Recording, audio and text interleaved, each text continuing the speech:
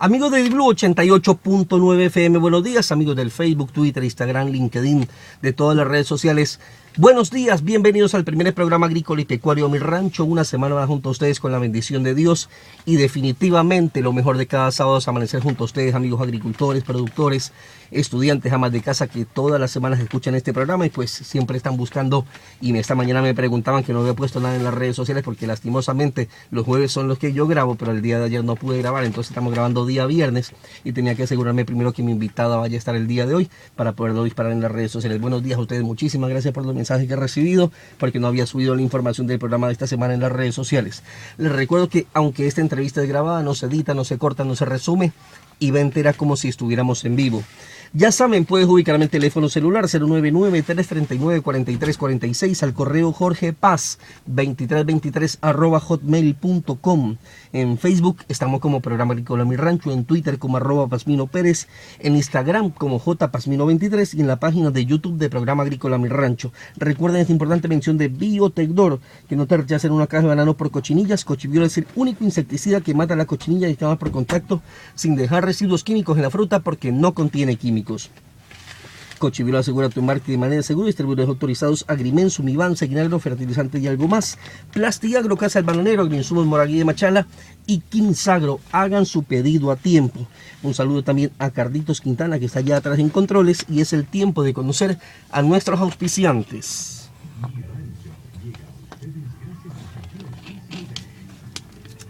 Así es, llegamos a ustedes gracias al gentil auspicio de Biotecdor, Fertiza, Quilol, Ajera, Asociación de Agricultores de la Libertad, Chemi el Ecuador y Mavesu S.A.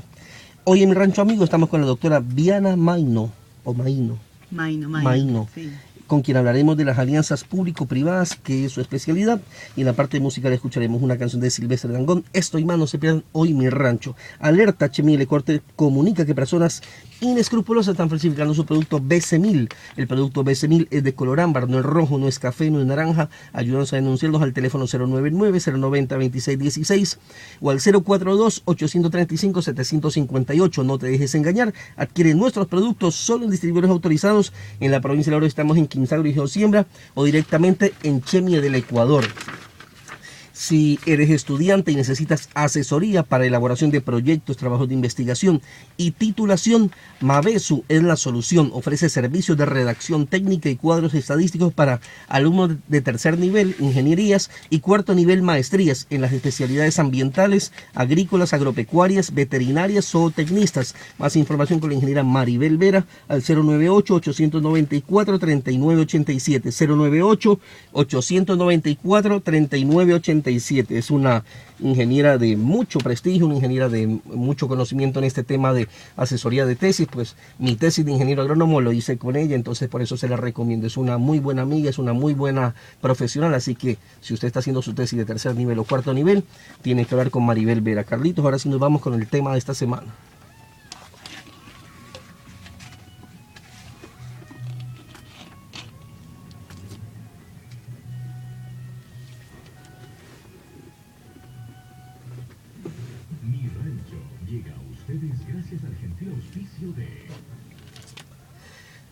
Llegamos a ustedes gracias al gentil auspicio de Fertiza y estamos con la ingeniera Viana Maino. Ingeniera, abogada. Yo lo que pasa es que estoy acostumbrado a hablar con muchos ingenieros agrónomos aquí, pero hoy tengo una abogada y dirán, ¿qué viene a ser una abogada en el programa Mi Rancho? Y les vamos a explicar de qué se trata. Abogada, buenos días, bienvenida al programa. Muchas gracias. Gracias por recibirme y por permitirme llegar a los radioescuchas que fielmente siguen su programa. ¿Qué tal? Se pega un poquito más el micrófono, por favor, sí, doctora. Claro. ¿Qué tal ha sido levantarse un sábado a las 6 de la mañana para acompañarme aquí en el programa? ¿Sí madruga usted todos los sábados?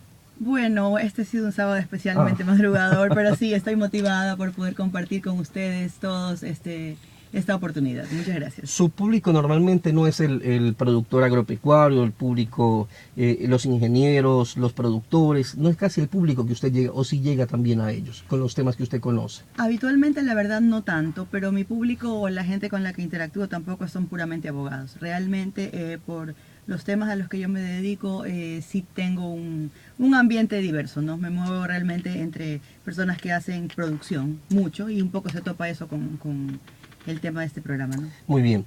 Viana es especializada, lo voy a decir Viana, abusando de la confianza, ¿no? Por favor. Ella es especializada en Derecho y Estructuraciones Jurídicas de asociaciones público-privadas, y es un tema que me interesó y que de pronto podemos enlazar para a futuro también. Una serie de entidades públicas han tenido esta buena experiencia, no solamente aquí en el país, sino más que todo a nivel internacional. Y yo creo que es una buena oportunidad para muchas instituciones públicas que son duramente criticadas o que creemos que tienen que tener otra forma de manejo. Podemos ir pensando con lo que vamos a hablar el día de hoy aquí, encaminarnos de pronto para allá. Países como Chile y otros países han tenido experiencias muy interesantes y que vemos que la economía de ellos ha partido, la inversión extranjera ha partido de muchas de estas alianzas, así que Ecuador no tiene que ser la excepción y tenemos que escuchar estas experiencias y conocer un poco más del tema. Por eso hemos traído una persona que es especialista en el tema, escribe para algunos diarios del país, ha estado en múltiples entrevistas en canales nacionales y pues el día de hoy la tenemos aquí en mi rancho. Yo he leído algunos de los artículos que usted escribía para el diario El Universo y hay uno que me llamó mucho la atención y cogí algunos párrafos de allí que me interesa conversar con usted. Un artículo que escribió para el Universo decía: innovando a Latinoamérica. América Latina debe repensarse en su propio contexto social y económico, dejando de importar modelos que no le calzan. La innovación se asocia generalmente con la tecnología, pero en realidad se refiere al progreso y búsqueda de nuevos métodos para una mejora continua o para buscar soluciones. ¿En qué aspectos debe innovar el Ecuador? Muy bien, gracias por darme esa oportunidad. Ese concepto de innovación en políticas públicas, un poco interesante me parece. Ahora hay inclusive una nueva maestría, un doctorado en innovación en gobiernos públicos. Y fíjese que no va enfocado para nada en tecnología.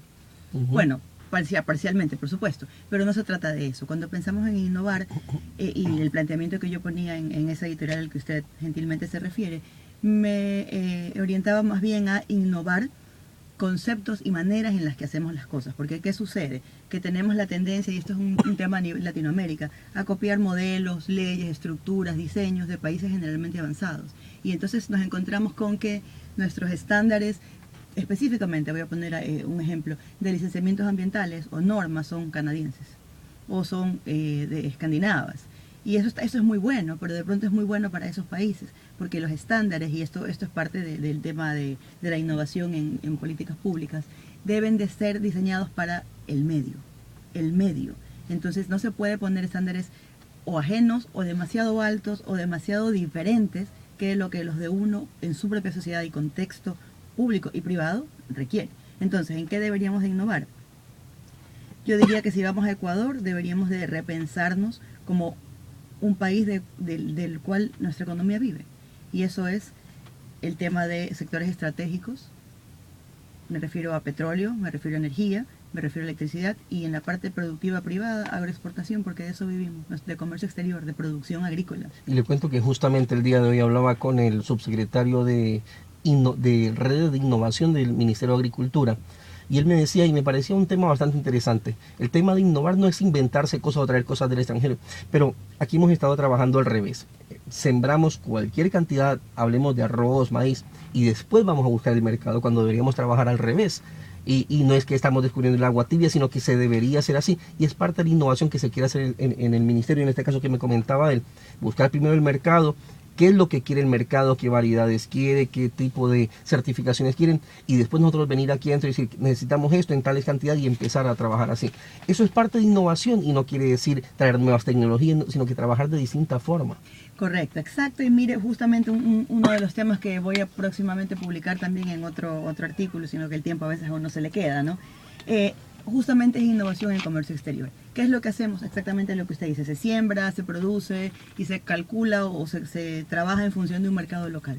Pero no pensamos en qué necesita un mercado internacional, en qué tiempos, en qué formas, en qué modalidades, y comenzamos primero casa adentro. Lo que se hace en otros países es primero abrir los mercados internacionales, estructurar las relaciones, o públicas o privadas o conjuntas, de quién me va a comprar, cómo lo voy a mandar, y entonces comienzo a armarme en casa, cómo le voy a suplir ese pedido, no al revés. En ese sentido, desde el ámbito de innovación, yo creo que el gobierno actual sí ha venido haciendo un trabajo importante en el tema de cerrar acuerdos internacionales con mercados más grandes, como la Unión Europea, que se acaba de cerrar, como volverse a meter, pedir que se lo reciba en el Tratado del Pacífico, de Alianza del Pacífico, que es otro mercado grande. Eso ya da el camino o la apertura del camino para que toda esta producción se pueda colocar, ¿no? El sector camaronero, que tenía muchísimo tiempo de no poder entrar a un país tan grande como Brasil por temas entre comillas fitosanitarios, y veo que nuevamente estamos queriendo entrar allí. Son temas de innovación, o sea, no es nada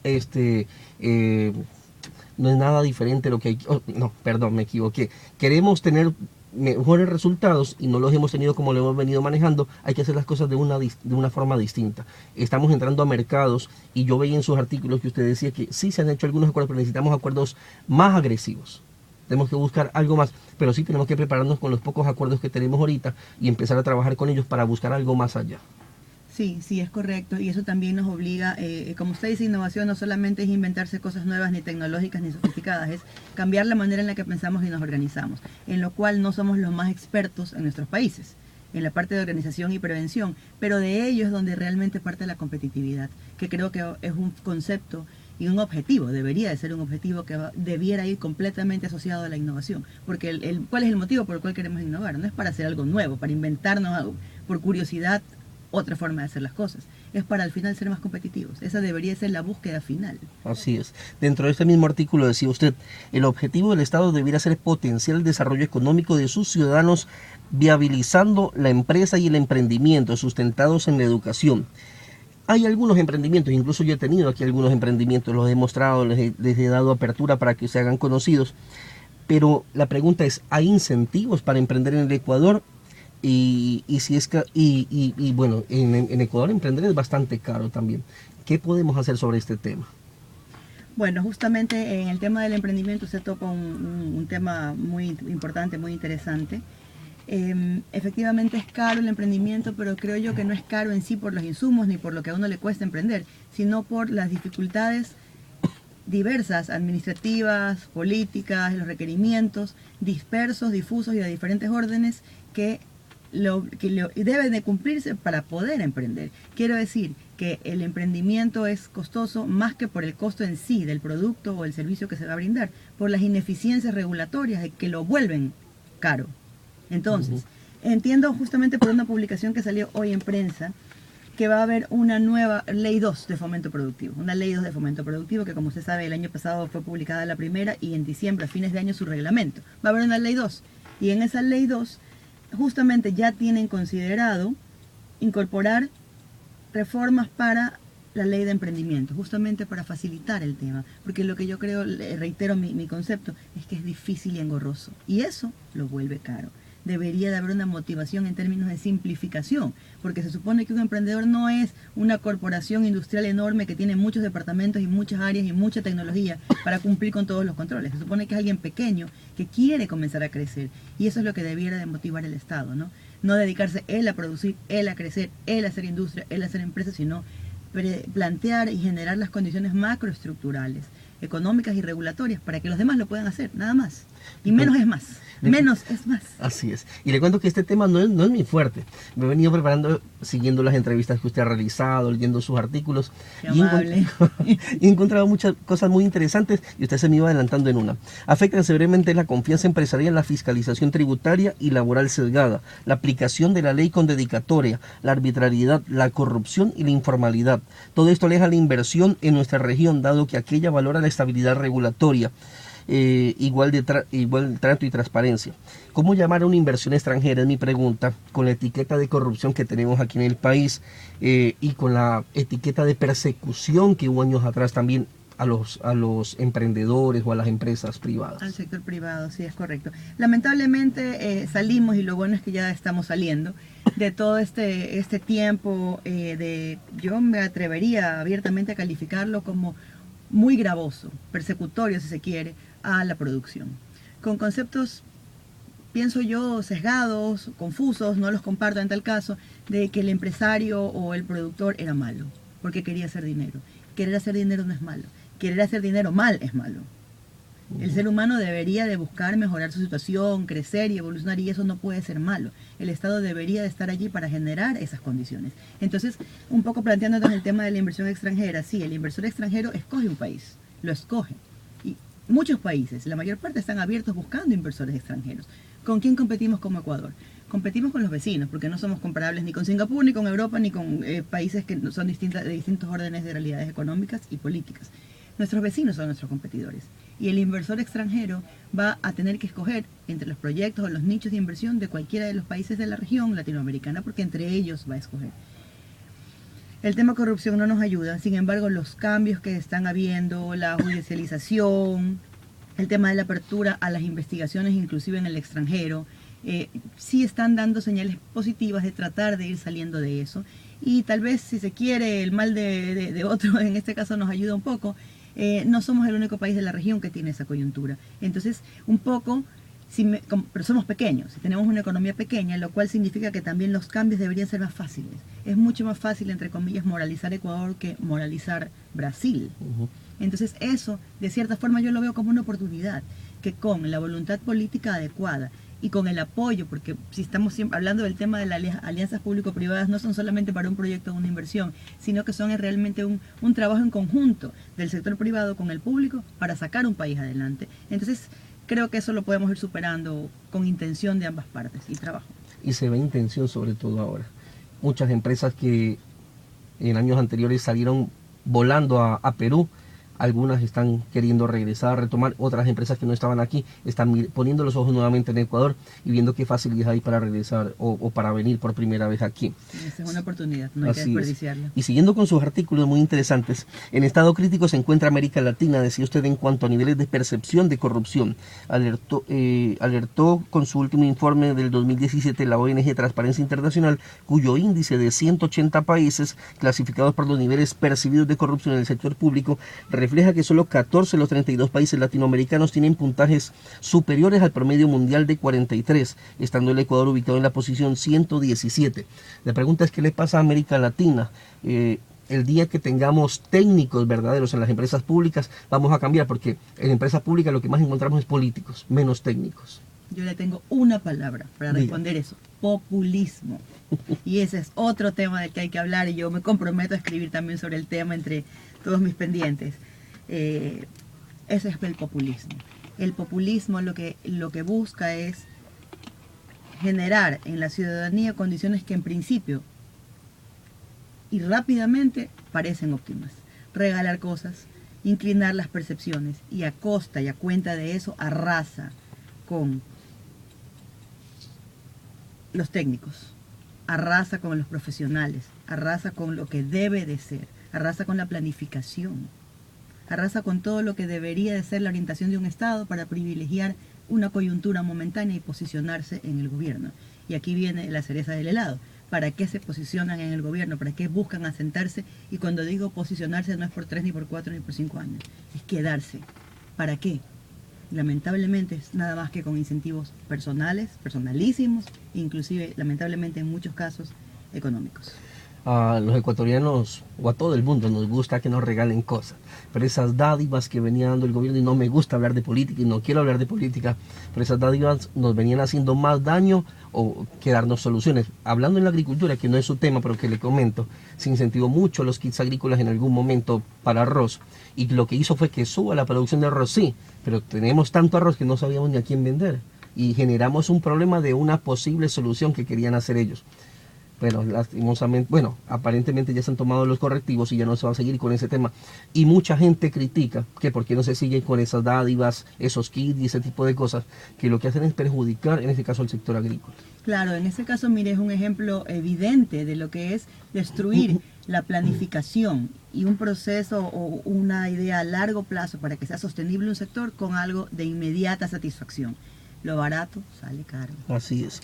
Evidentemente la corrupción genera daño económico por los recursos perdidos. Además afecta la calificación de riesgo país y la deuda emitida por privados pagando la cuenta ciudadanos y empresarios. Y eso nos estamos quejando nosotros ahora. Yo les pongo el ejemplo a muchos amigos y vuelvo a decir, sin hablar de política, es como que hubiéramos tenido una década muy buena y le hemos pagado con una tarjeta de crédito y a los 10 años yo me voy de la casa y le dejo a mi esposa la tarjeta de crédito y ahora págala tú. Ese es el mejor ejemplo que yo les pongo a la gente cuando empezamos a hablar un poco de política, que no me gusta tocar y no lo voy a tocar aquí. Pero actualmente, ¿cómo está el riesgo país en el Ecuador? Bueno, lo que pasa es que el riesgo país se mide no solamente por los temas de corrupción, ese es uno de los indicadores, ¿verdad? También en nuestro caso tenemos una medición importante de ese factor por el tema de la posibilidad de pagar nuestra deuda externa, que va asociada mucho con el precio del petróleo. Entonces, en la medida en la que los países tienen deuda externa más alta y de lo que viven en cuanto a su economía, en nuestro caso es el petróleo, baja de precio, se complica un poco la percepción de riesgo país, ¿no? Entonces yo diría que en este caso subió un poquito, pero no por las razones estructurales ni políticas de las cuales estamos hablando, sino por temas financieros, que no tanto dependen de nosotros, que es el nuevo presupuesto del Estado, que fue negada la aprobación en la Asamblea, el tema del dólar, el tema de la caída del precio del petróleo, otras razones. Pero no es tan malo el riesgo país alto en términos de la inversión extranjera. Y aquí voy a hablar de algo que es un poco exótico y medio contradictorio, pero importante. Un inversor, cuando decide dónde poner su dinero extranjero, que es el que nos importa, porque es el que trae recursos frescos. El inversor nacional solo da la vuelta, ¿no? Y uno siente que hay inversión en que se está moviendo, sí, pero la plata salió del banco, de la cuenta, a la inversión. Entonces es un poco circular lo mismo. En el caso del inversor extranjero, las divisas sí inyectan recursos frescos a la economía. Decía que ese inversor extranjero trae su dinero, lo invierte aquí, o tiene que decidir dónde traerlo, y la razón por la que se decide por países de alto riesgo, yo diría que el nuestro es no está en la parte roja del alto riesgo, está un poco más abajo, es porque va directamente atado con el rendimiento. Todos sabemos que a mayor riesgo, mayor rentabilidad. Entonces de pronto lo que hace un inversor importante, de los grandes, de los que queremos, es un poco compartir sus inversiones y sus riesgos y poner en lugares, proyectos y países de riesgo más bajo cierta parte de inversión ganando más poquito. Y busca países de riesgo más alto, como son los nuestros, que no son los altísimos, pero son medio altos, digamos. ¿Por qué? Porque su proyecto también va a generar más. Eso, si lo manejamos bien, es un plus. El inversor sí puede estar interesado en venir porque va a ganar más puntos porcentuales de rentabilidad aquí que en Suiza, tal vez. Así es. O de hecho en Chile, que es una realidad mucho más comparable a la nuestra, con lo que podríamos eventualmente decir que tal vez nos compare. Está cerca, entonces podría ser un atractivo. ¿Qué le falta? Allí sí, las normas de seguridad. ¿Qué le falta? El enorme desafío del siglo XXI consiste en transformar modelos de gobierno a base de políticas sostenibles. Aquí decía, más el uso eficiente de los recursos, más la inclusión social, más el éxito empresarial, más la convivencia social pacífica. Esto es igual a prosperidad nacional y economía saludable. Todo esto suena muy bonito, pero ¿qué tan difícil es hacer esto? Como la canción Despacito. Esto es como Despacito. Hay que ir por partes.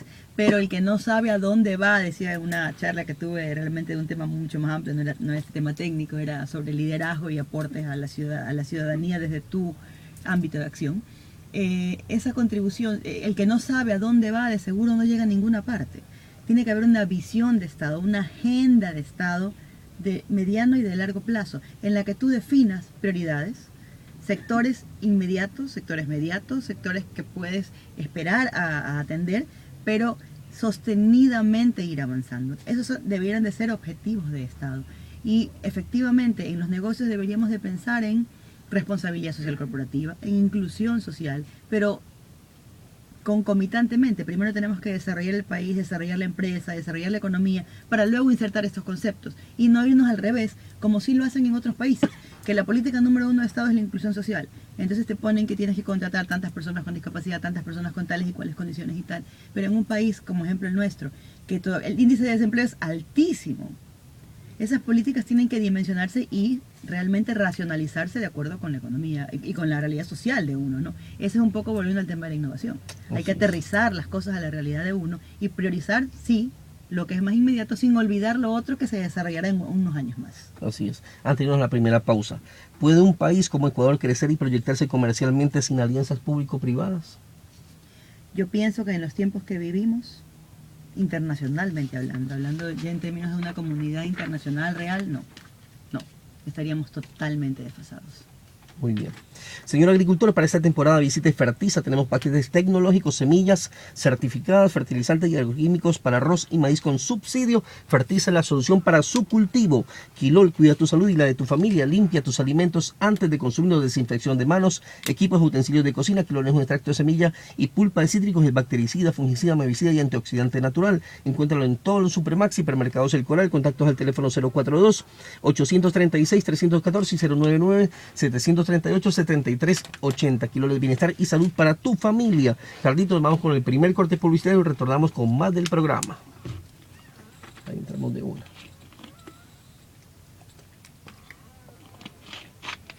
¿Cómo vamos? So far so good, como dicen los gringos. Ahí vamos. Bien, es fluido. Alerta, Chemi, el Ecuador te comunica que personas inescrupulosas están falsificando su producto BC1000. El producto BC1000 es de color ámbar, no es rojo, no es café, no es naranja. Ayúdanos a anunciarlos al teléfono 099-090-2616 o al 042-835-758. No te dejes engañar. Adquiere nuestros productos, son distribuidores autorizados. Estamos en la provincia de Lora, en Quimsables de Osiembra, o directamente en Chemi, el Ecuador. Si eres estudiante y necesitas asesoría para elaboración de proyectos, trabajos de investigación, titulación, Mavesuela Solución ofrece servicios de redacción técnica y cuadros estadísticos para alumnos de tercer nivel, ingenierías y cuarto nivel maestrías en las especialidades ambientales, agrícolas, agropecuarios, veterinarios, zootecnistas. Más información con la ingeniera Maribel Vera al teléfono 098-894, 098-894-987, 098-894-3987, perdón, me faltaba un número, 3987, con la ingeniera Maribel Vera. Abogada, estamos llegando, ya hicimos un poco la parte técnica, estamos llegando a una parte personal del programa, ¿no hay problema en eso? Vamos a ver. A ver, estas son las preguntas más difíciles. Cuando usted se ve en el espejo, ¿qué ve? Buena Vaya, pregunta, eso no lo esperaba, no, sí. Yo veo a alguien que que tiene realmente objetivos claros en la vida. Usted sí sabe a dónde va. Sí. Y yo sé dónde voy. Espero que sí, creo que sí, me parece que sí. ¿Qué personaje histórico admira usted? Sin compartir necesariamente toda su metodología y tal vez por diferente a mi forma de ser, me parece muy interesante lo que hizo Gandhi. Muy bien. ¿Cuál es el mandamiento más difícil de cumplir para usted? La paciencia, la tolerancia. En 3 palabras, ¿cómo se describe? No pierda la paciencia aquí, abogada. Sí, eso puede ser peligroso. Organizada, competitiva, resolutiva. Muy bien. ¿Qué equipo le gusta? ¿Equipo de fútbol? Ay, me va a hacer decir eso. Sí. Bueno, confesaré. Soy emelexista. Ah, emelexista es usted. Sí. Algún defecto tiene usted. Así es. Pero no soy varios. Más de uno. ¿Qué no le gusta de usted? Bueno, volvemos tal vez la inicial. Quisiera ser un poco más paciente, menos acelerada. Adaptarme a ritmos más lentos. Sí, me gustaría. Tomar un poco las cosas con más calma. Que sabe que a mí me gusta llegar a resultados y dar resultados. Le cuento que a mí también, pero justamente en Quito hablaba esta semana con un asistente y me decía, de todos mis compañeros, todos se aceleran y cogen, y yo soy tranquilo. Yo sé lo que tengo que hacer, si sea de noche lo hago, pero despacio y lo hago bien. No, coger a veces las cosas así con demasiada velocidad, a veces es complejo para la salud humana. Sí, Entonces las cosas un poco más claras. Relájese, cuente hasta 10. Le resulta mejor. Intentamos. ¿Cuál fue su mejor trabajo? Uy, eso sí es difícil porque todos mis trabajos son desafiantes. Y creo que de alguna manera muchos de ellos han tenido, en la mayor parte, ese tinte. No se lo podría decir. Me gustó mucho el trabajo del aeropuerto. Hacer el aeropuerto de Guayaquil. Fue muy desafiante. ¿Qué hizo usted ahí? Yo fui la abogada estructuradora del proyecto desde el principio. Diseñamos el concepto de todo el sistema aeroportuario de Guayaquil. El JJ Olmedo, que discutimos desde el nombre. Claro. Tomamos el aeropuerto que existía en ese tiempo y diseñamos el proyecto del JJ hoy, el nuevo, el de Daular, atados, y armamos toda la licitación con Banco Bilbao Vizcaya Argentario, el Banco Interamericano de Desarrollo, firmas internacionales de primer nivel como Lufthansa y poca gente local que contribuyó también. Y es una de las alianzas público-privadas más exitosas actualmente del país. Icónica, imagínese, casi 20 años. Entonces sí tiene 15. Tal vez es muy relevante en mi carrera porque marcó un hito, ¿no? Es bueno que lo diga. ¿Cuál ha sido su peor trabajo? Ay, eso sí, no le sabría decir, porque inclusive de las interrelaciones fuertes uno aprende tanto y con el Sí, tiempo pero uno siempre ha tenido un peor trabajo. No, o no se acuerda. No me acuerdo. O no se quiere acordar mejor. Ve. Es mejor. ¿Cuál es su peor miedo? Fracasar. Ya. Sí. ¿Qué no perdonaría? La deslealtad. ¿Y ya ha Creo pasado que ya? sí, siempre tienes eso. Ya. Yo creo que el ser humano tiene la obligación de ser leal, que no quiere decir cumplir a rajatabla con todo, ni morir por principios ni por otra gente, pero por lo menos decir en qué crees y en qué disientes, ¿no? Ya. ¿Cuál fue la última vez que lloró usted? Lloro poco, sí sabes. ¿Llora poco? Lloro poco, lloro poco, lloro poco. A diferencia de mí, yo me pongo a hablar de mi mamá, por ejemplo, y me pongo a llorar. Soy llorón, sí, sí. Por eso casi no hablo de eso. ¿Su cantante favorito? ¿Sí le gusta la música? Claro, bueno, ahora que está tan de moda ya Luis Miguel, pero también me gusta Chayanne. Ya. Y salsera. Ah, también. También. A mí me gustan mucho las canciones estas de moda. Parece que no, porque no tengo pinta, pero me gusta el No, reggaetón sí. también. Qué bueno. No tan de avanzada, todavía no llego a eso, pero bueno, tengo hijos grandes, entonces he tenido que aprender obligadamente. Ah, qué bueno. ¿Qué ha hecho por amor? Sacrificar un poco mi nivel de trabajo, que eso es mucho para mí. Ya. ¿Su amor platónico? Su esposo no está escuchando. Ah, es una persona, obligadamente. Sí, Yo una estaba pensando persona. en que uno puede estar enamorado de la filosofía. No, su amor platónico. Sabe que yo no voy por lo platónico. Ya. Es muy real entonces. Sí, totalmente. ¿Cuál es su apodo? De pronto, ¿cuál es el apodo que le dicen a usted? Mi familia y la gente que me conoce de pequeña me dicen Nina, Vianna, Vianina, Nina. Ah, ya. Es un ¿Qué- diminutivo realmente, ¿no? Sí. ¿Y qué es lo primero que usted le ve a un hombre? Yo creo que la inteligencia Oh, muy bien.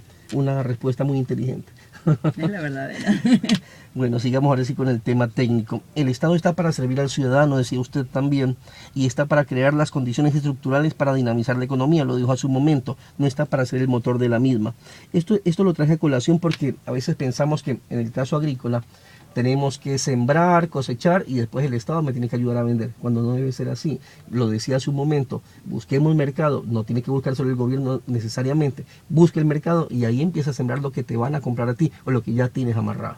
Sí, en ese sentido, y un poco, tal vez separándonos del tema del Estado, creo que los ecuatorianos, los latinos, somos también muy individualistas y resolvemos, tal vez porque no nos ha quedado más históricamente, los temas o tratamos de resolverlos personalmente y no como grupo. Entonces ahí le replanteo la pregunta y digo, bueno, ¿cómo una persona, un productor va a ir y conseguirse él su propio mercado solito en todo el mundo? ¿No sería más fácil como grupo, como asociación, como gremio y luego, o también plus, como Estado? Entonces trabajar un poco más en grupos, en bloques, en organizaciones, facilitaría la colocación de nuestros productos afuera, porque una cosa, mire un tema interesante, como ha hecho, por ejemplo, Costa Rica con su banano, que tiene un tremendo posicionamiento, mucho más allá de lo que su realidad económica es, o en el caso de Colombia con su café. La gente pide en otros países del mundo café colombiano, y tal vez nunca ha ido a Colombia, pero se vendieron así, vino chileno. ¿Por qué nosotros no tenemos eso con el camarón ecuatoriano? Inclusive con el banano ecuatoriano siendo de los principales exportadores del mundo. ¿Por qué no posicionamos el producto? Ese es el trabajo del Estado. Es que ni siquiera comemos banano aquí. Pero si estamos hablando de comercio exterior, debería haber un tema de política de Estado en conjunto con las organizaciones, con los gremios del sector, en este caso, para posicionar ese producto. ¿Y qué podríamos hacer? La ruta del banano en Ecuador. Agroturismo. ¿Usted no cree que a los gringos, a ciertos países europeos, les encantaría eso? Como tienen, y no me estoy inventando nada, sino que yo trabajo mucho con conceptos internacionales y trato de aprender para innovar. La ruta del vino en Chile. Eso ya es una forma de turismo. Entonces, si eso es lo que somos, un país agroexportador, productor agrícola, ¿por qué no pensamos en tratar de vender también eso en otro sentido? Y no solamente por el turismo, sino porque lo posicionamos. Ese turista sale y revende nuestro producto como algo excepcional. Y entonces comenzamos a posicionarnos. No digo que esa es la única manera, tiene que haber muchas más, de hecho las hay, pero no pensamos en ese sentido. Y esa es una de las maneras de ganar mercados, ¿no? Es que lo mismo que tocamos antes, corrupción. Si es que no hay metida plata y que yo me pueda tomar, no nos interesa el tema. Yo lo digo porque yo soy colombiano y malo que yo lo diga aquí, pero siempre lo he llevado a colación porque en Colombia, yo me acuerdo que desde que nací mi mamá decía, tomémonos un café, el tintico, el no sé qué, y desde chiquitos nos van enseñando eso. Aquí, ¿cuándo comemos banano? Yo a mi hija le mando banano en la lonchera para que aprenda a comer banano de chiquita, porque a mí no me lo enseñaron. Bueno, yo no he vivido, he vivido 30 años aquí, pero me como un banano por ahí una vez al mes. pero mi hija come casi todos los días banano. Y es una forma de incentivar primero ¿cómo es? Que internamente lo consumamos para que después salgamos a decir consúmelo porque es rico, porque tiene esto, porque tiene lo de acá y todo. Pero si nosotros apreciamos lo que tenemos, así mismo pasa con la música ecuatoriana. ¿Quién escucha música ecuatoriana? No escuchamos música ecuatoriana. ¿Cómo vamos a vender? En cambio el colombiano le dice la salsa, el vallenato. Sí. O sea, tenemos que mirar para adentro también, casa adentro, en qué estamos fallando. Sí, es verdad. Yo creo que en nuestro país sí le falta, entre comillas, no sé si la palabra es la mejor, pero creo que grafica el mensaje, nacionalismo. Y el resumen de eso es que el que no cree en lo que él tiene tampoco lo va a poder vender. Tenemos que convencer a nosotros mismos de que efectivamente nuestro banano es de la mejor calidad del mundo, que somos los mejores en el camarón para comenzar a vender eso, ¿no? Así y es. comienza por consumirlo, pero tengo que creérmelo. Tengo que vivir esa experiencia internamente para podérsela vender a otro. Si yo en el espejo no veo lo que soy, no lo voy a poder vender. Así es. Tengo que creerme hacia adentro para poder venderlo hacia afuera. Así es. Hay una necesidad de hacer más óptimas las empresas del Estado, que muy poca credibilidad tienen algunas. ¿Cómo hacemos esto? ¿Cómo ganar credibilidad? ¿Se puede ganar credibilidad en una empresa pública o necesariamente tienen que privatizarse o hacer una alianza para que tenga credibilidad? Porque aquí tenemos, por poner un ejemplo, el Seguro Social. ¿Quién cree en el Seguro Social? Muy poca gente. Algo se hizo positivo en el gobierno anterior, algo se hizo positivo, pero ¿a qué costo se hizo positivo eso? Empezamos a creer que uno se podía hacer una operación que antes era imposible pensar que se le iba a hacer así. Mejoró un poco la atención, pero ¿a qué costo mejoró eso? Sí, bueno, el caso del Seguro Social es icónico realmente. Si usted ve, porque en realidad el usuario ve el Seguro Social como un tema de salud y de jubilación, pero en realidad lo que hay atrás es un tremendo tema financiero. Es la arquitectura financiera más importante del país, el Seguro Social, al punto que varios gobiernos y varias veces se ha dado la discusión tan fuerte, porque se mete la mano en el Seguro Social, que es en el dinero. Es la masa más importante de recaudación del país, de todos los ciudadanos. En Chile, volviendo a este ejemplo que en Latinoamérica es relevante porque es el país que se ha logrado casi entrar al desarrollo, siendo nuestra misma realidad, geopolítica, económica y demás. Ellos tienen privatizado, digamos así, o tienen un sistema conjunto en el cual la seguridad previsional también privada compite con la pública. Entonces el sistema público dejó de ser obligatorio. ¿Y qué le pasó? Terminó desapareciendo. Pero al final, ¿qué buscaban con eso? No es que hubiera salud privada, es que pusieron muchas regulaciones y controles para el manejo de esa plata. Y esa plata de la previsión social fue a dar a la bolsa de valores, a los mercados bursátiles. Y con eso es donde las empresas, las corporaciones de cualquier género, me refiero a industria, comercio, etcétera, buscan financiamientos. Y el mercado de valores, las bolsas, invierten en eso. ¿Con plata de quién? Del Seguro Social. Privatizar o mejorar la eficiencia del Seguro Social termina y comienza por el tema financiero. Porque ¿cuál es el problema del Seguro Social? Que no tiene plata. Si tuviera plata seguiría andando, pues perfectamente bien. ¿Por qué no tiene plata? Porque su plata ha sido mal manejada. ¿Y se podría privatizar el Seguro Social? No como está hoy no. Como está hoy no, pero volviendo un poco pero eso es un tema regulatorio, no es que no se pueda nunca, claro. Es que como está hoy la norma no se podría porque fue un tema de credo político en su tiempo. En otros países se lo ha hecho, no siempre ha funcionado, depende de que realmente se haga bien, no es que privatizar siempre va a ser bueno, eso tampoco lo creo. Hay cosas que no deberían de pasar por eso, pero privatizar es una palabra bastante extrema. Cuando decimos privatizar suena en el argot internacional a vender.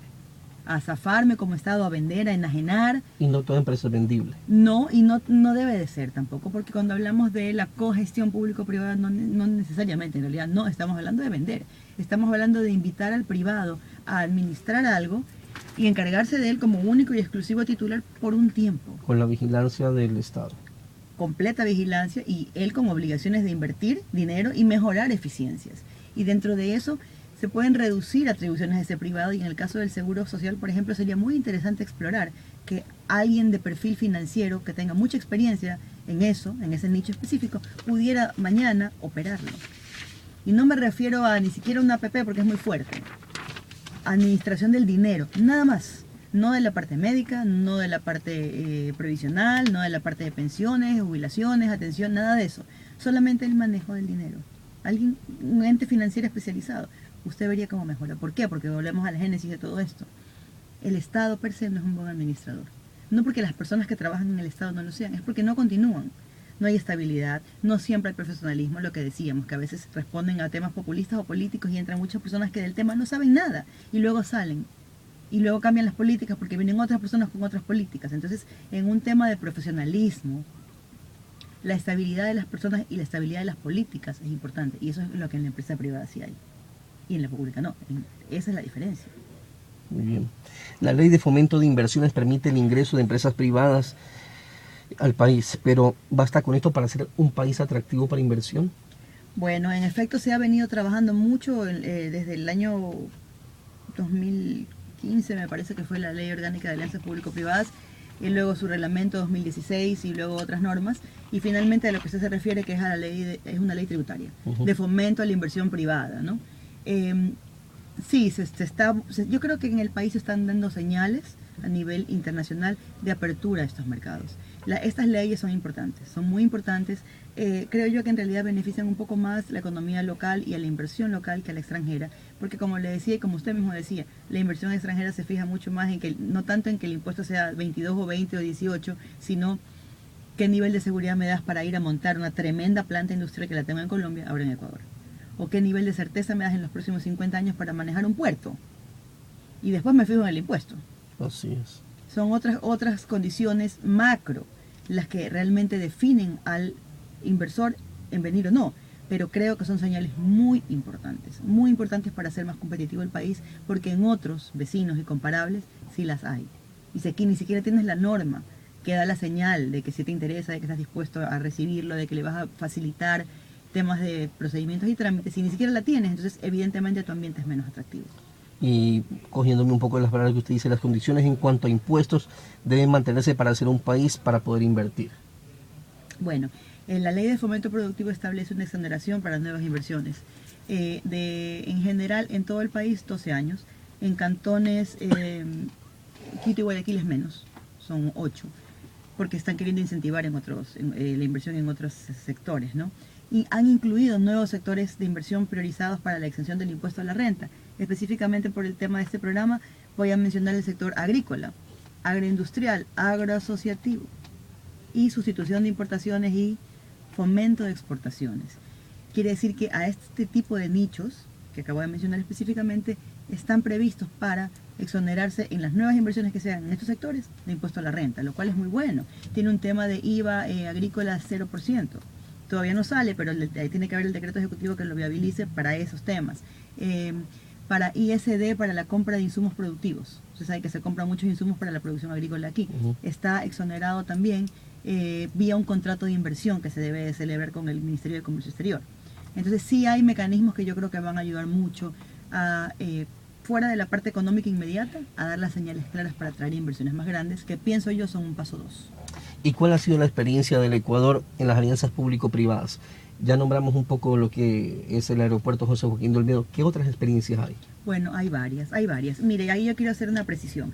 Lo que pasa es que hay la percepción de que las alianzas público-privadas son nuevas en este país. Y lo que es nuevo es una ley específica que se llama así. Pero existía la Ley de Modernización del Estado desde el año 1996. Y en sí lo que regulaba es la misma figura de las APPs con otro nombre, otra modalidad y tal. Figura que no hemos inventado en Ecuador, que es una figura completamente internacional que se usa en otros países hace 100 años. Nada nuevo, estamos poniéndonos en el contexto internacional. Bajo esa ley, la inicial que mencioné, la Ley de Modernización del Estado, hoy Ley de APP, y desde ese tiempo, yo diría los 2000, desde el año 2000 alrededor, puedo mencionarle así de memoria, tenemos el aeropuerto de Guayaquil, el aeropuerto de Quito, tenemos varias vías, varias, las de Guayas, tenemos la carretera principal troncal que lleva todo el país. Esa es una concesión. Yeah. Que es una APP, en su tiempo le decían concesión, ahora le dicen APP. Puerto de Manta, Puerto Marítimo de Manta, Puerto Marítimo de Guayaquil, Puerto Marítimo de Pozorja, Puerto Marítimo de Puerto Bolívar, Falda Esmeraldas, que estuvo concesionado y falló finalmente esa APP.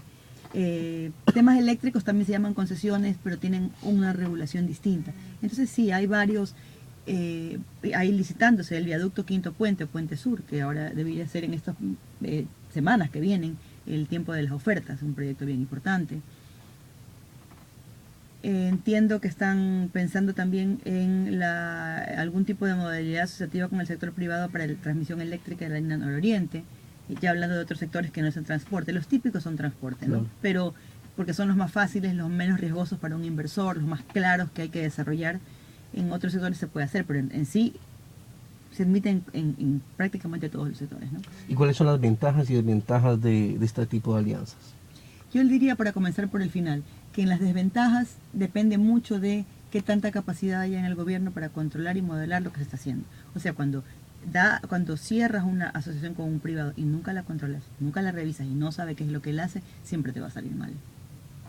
Y eso no solo es el marco jurídico, es la contraparte pública de ese privado que va a convivir muchos años, 30, 20, 50 años, en cómo la va a manejar. Entonces, la ventaja es que hay una inversión privada que va a posicionarse en una facilidad de instalación pública. Entonces, ¿qué estás dejando de hacer? Gastar plata del Estado. El Estado está liberando recursos, así facilísimo, liberando recursos que necesita urgentemente para educación, para salud, para cosas donde sí de verdad el inversor privado no va a querer ir porque no son tan rentables. Recordemos que el inversor privado busca rentabilidad, no es caridad. Entonces está poniendo recursos frescos en la economía, en un sector y en una obligación que naturalmente es del Estado. ¿Qué consigue el Estado? Liberar recursos. 2, hacer algo que nunca podría hacer por sí solo, porque su dinero va a ser limitado.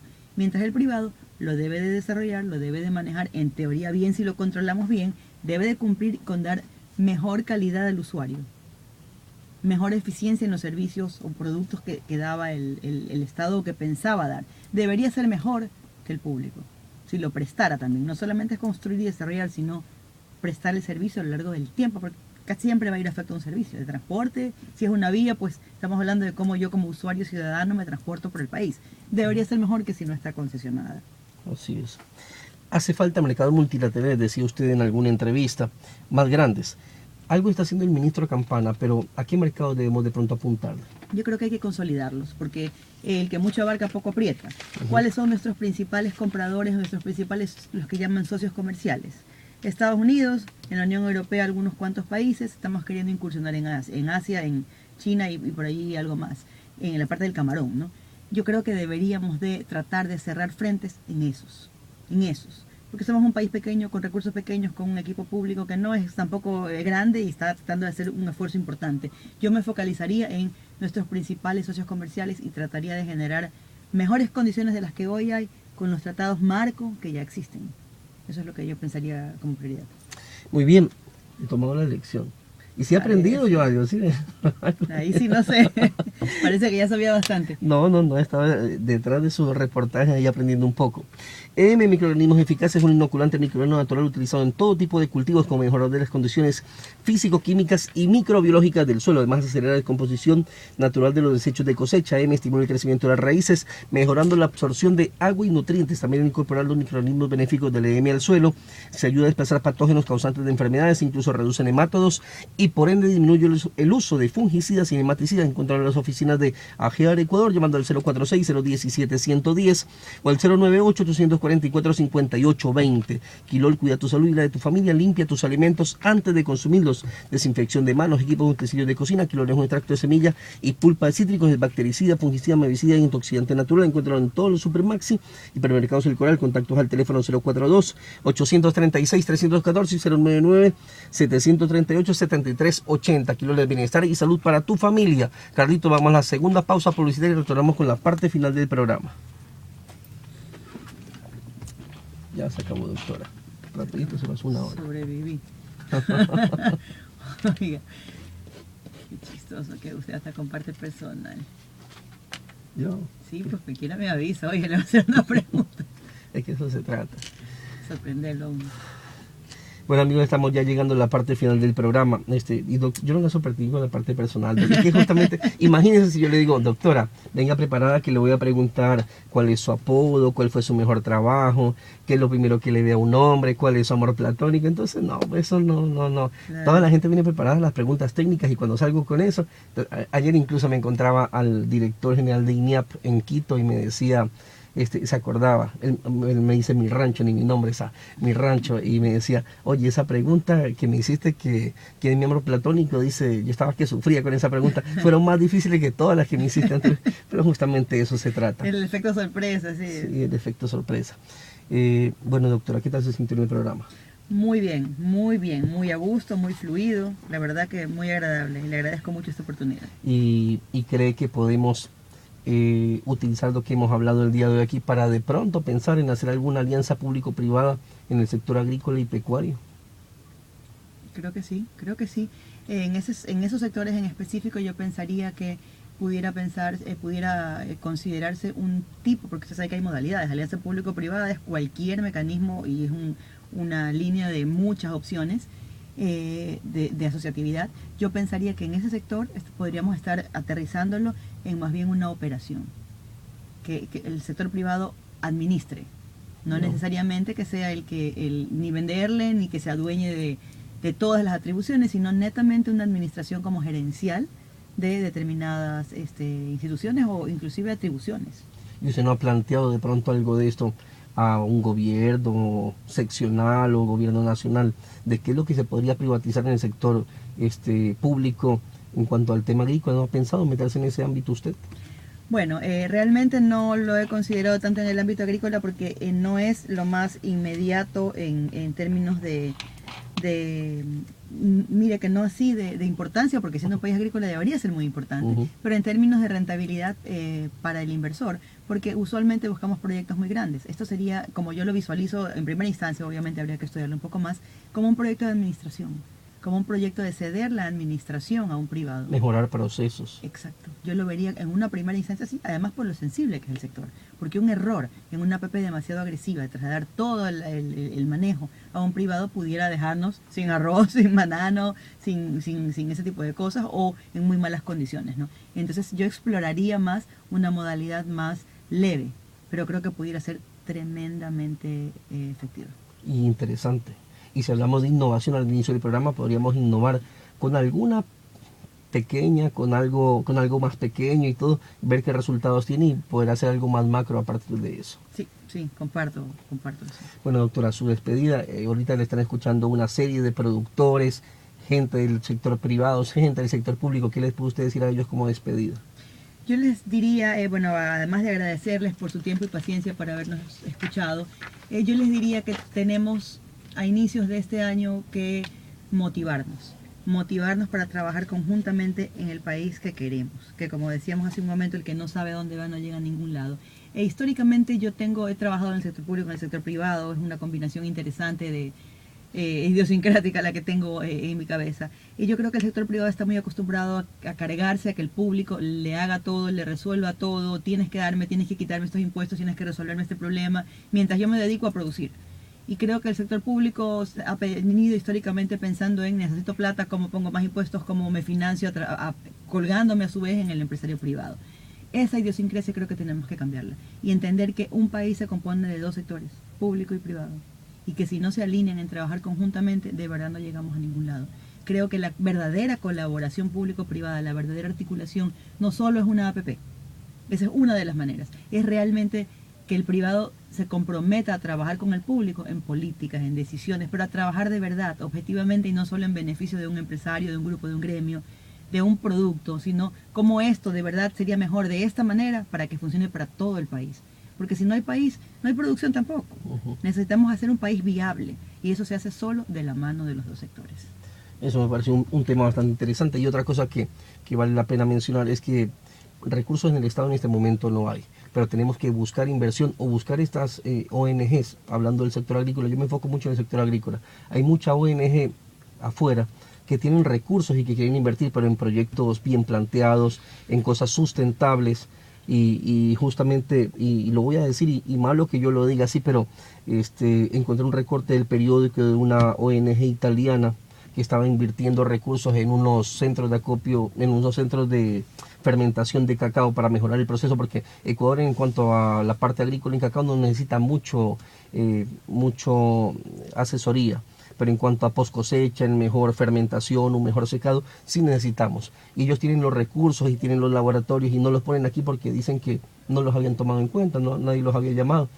Y gracias a ese correo que envié, me estoy yendo esta semana a Italia, una semana, a conocer cómo son los procesos que ellos trabajan, cómo los manejan. Y si Dios quiere, y lanzo esa primicia, vamos a traer un par de esos laboratorios para acá. Pues entonces, mire, mi reconocimiento por lo que se podría llamar hacer país. Hay que hacer país y no dejar que las iniciativas se pierdan. Y sí, en el país faltan proyectos, no porque no hay proyectos, sino que no sabemos estructurar proyectos para que los fondos nos lleguen. Tenemos ideas, tenemos propuestas, pero un proyecto es diferente. Y cuando vas a un financista, y eso se lo digo porque yo trabajo con bancos internacionales, con multilaterales como el BID, el Banco Mundial, hacer un proyecto es en serio. Eso nos falta. No es que voy con una intención, yo quiero mejorar el sector cacaotero. Ah, de verdad, ¿cuánto quieres? 100 millones. Ah, perfecto. Y aquí están estas 5 páginas en Excel. Eso no es un proyecto. Sí. Pero así perdemos plata y oportunidades. Pero ¿sabes cuál es el tema? El tema de la corrupción, porque buscamos ese tipo de proyectos donde nos dan financiamiento, porque sabemos que de ahí podemos sacar algún beneficio económico, lo que sea. Y este tipo de iniciativas, que un laboratorio que me dan a mí una pipeta, unas cosas y todo para mejorar, no nos interesa porque ahí no hay plata de promedio. Pero eso sí podemos traer para acá y sí podemos mejorar los procesos de los cacaoteros ecuatorianos y hablando de todos los cultivos y podemos, como usted dice, hacer país y mejorar las cosas. Ahorita no tenemos plata, pero podemos atraer ese tipo de inversiones, ese tipo de ayudas aquí al país. Sí, es un compromiso que debemos de proponernos todas las partes. Yo le voy a traer más seguido aquí el programa, doctora, para seguir hablando de algunos temas que por ahí se me quedaron, pero que son bastante interesantes. Y como soy novato en el tema, me voy a empapar un poco más y veo cómo lo vamos enfocando en el tema agrícola. Yo le agradezco mucho, le agradezco muchísimo, sí. Muchas gracias a todos, bueno, sí. Bueno, amigos, eso ha sido todo por el día de hoy. Aprendimos un poco más de las alianzas público-privadas con la doctora Viana Maíno. Y ahora sí dije bien el apellido. Un saludo para todos ustedes y si Dios quiere me escuchan la próxima semana.